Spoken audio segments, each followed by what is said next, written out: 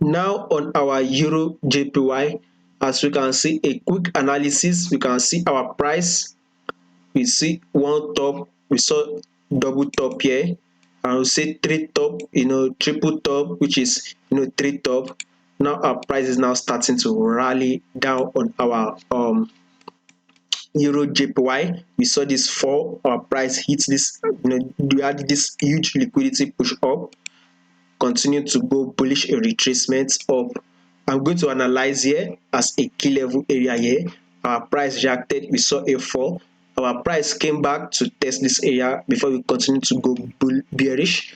When we add this bullish move, you can see our price also come here. It tested here, and we can see when we add a fall, our price hits this key level area and pushes up. So this is another key level area here we'll be analyzing. Now it is now time for us to actually start pushing down. Reason is that now we can see it on our JPY. I'm on the daily time frame.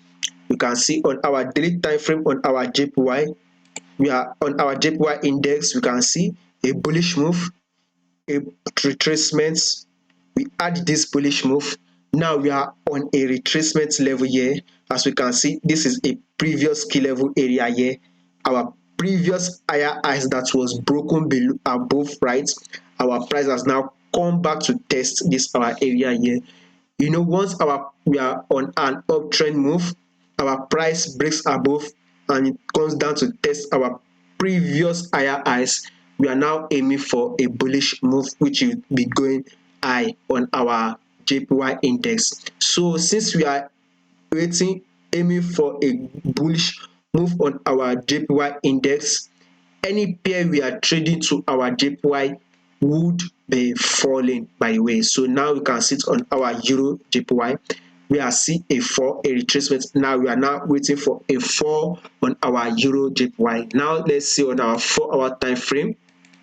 We can see on our 4-hour time frame, as we can see on our 4-hour time frame, the trend is now a downward trend. You can see lower lows, lower highs, lower lows, lower highs, lower lows, lower highs, lower lows, lower highs, lower lows again, lower highs. We are now waiting for a bearish move, by the way. So I will say, before you can actually take this your trade, I will say wait for our price breaks below our 10-period moving average, then take your shots, your sell position on our Euro JPY.